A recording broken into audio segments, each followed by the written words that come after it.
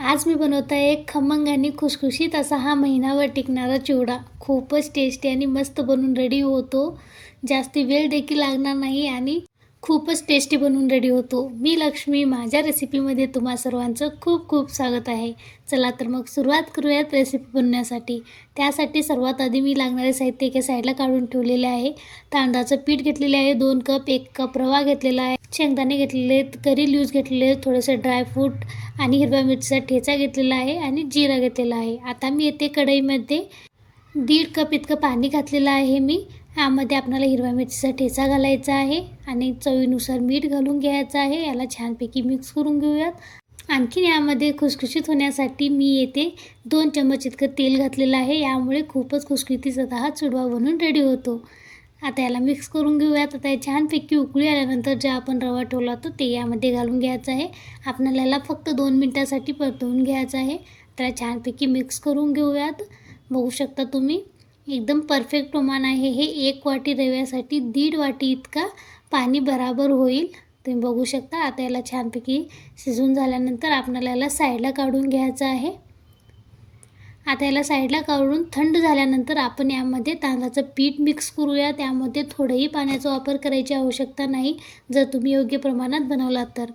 बघू शकता तुम्ही इथे 1 वाटी रवा असेल तर 2 वाटी तांदळाचं पीठ यामध्ये भरपूर होईल आणि याला पाण्याची आवश्यकता लागणार नाही. आता याला छानपैकी मिक्स करून आपल्याला मळून घ्यायचं आहे. थोडं मळण्यासाठी टाईम लागेल पण मस्त बनून रेडी होतात.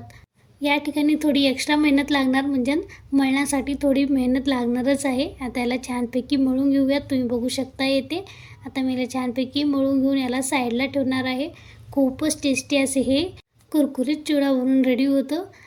आता हे छानपैकी मळून झाल्यानंतर आपण याला साईडला काढून घेऊयात. आणखीन तुम्ही माझ्या व्हिडिओला लाईक केला नसेल तर लाईक करा. त्याचबरोबर माझ्या चॅनलवरती नवीन असाल तर सबस्क्राईब देखील करा. मी येथे चकलीचं पात्र घेतलेले आहे. जे आपण चकली बनवण्यासाठी जे पात्र वापरतो ना तेच घ्यायचं आहे येथे. आणि आपल्याला कोणत्या आकारात बनवायचे ते आपण चाळणी घालून याला मस्तपैकी बनवून घेऊ शकतो.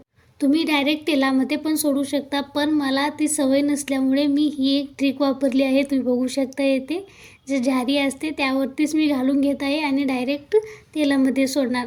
जर तुम्हाला तेलात घालायची प्रॅक्टिस असेल तर तुम्ही डायरेक्ट करू शकता.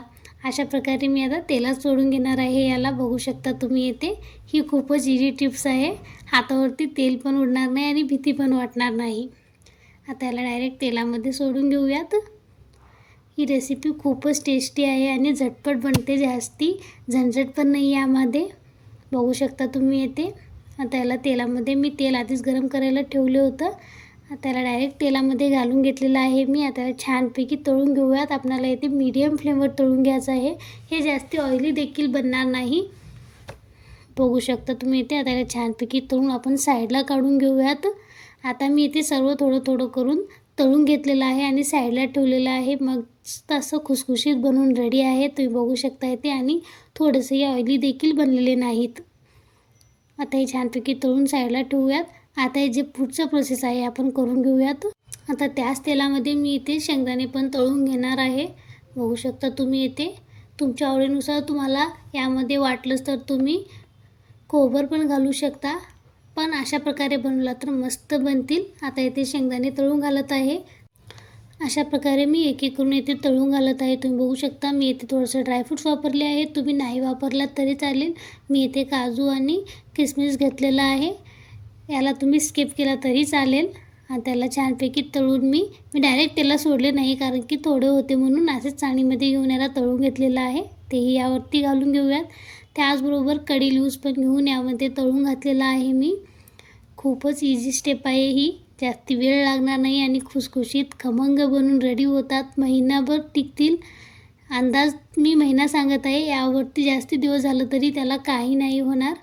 आता हे आपली रेसिपी बनून रेडी आहे. यावरती मी थोडंसं काळे मीठ घातलं आहे. इथे मिठाचं प्रमाण कमीच करावा, कारण आपण आधी रवा शिजवत होतो त्यावेळेसही मिठाचा वापर केला होता. त्याच्या आवडीनुसार तुम्ही इथे मिक्स करू शकता. आता याला छानपैकी मिक्स करून घेऊयात. आपली ही रेसिपी बनून रेडी आहे. माझी रेसिपी कशी वाटली कमेंट्समध्ये नक्की सांगा. आवडल्यास जाता जाता चॅनलला सबस्क्राईब नक्की करा. चला तर मग पुन्हा भेटूया अशाच एकेच छानशा रेसिपीबरोबर. तुम्ही हा माझा व्हिडिओ शेवटपर्यंत पाहिल्यामुळे तुम्हा सर्वांचं खूप खूप धन्यवाद.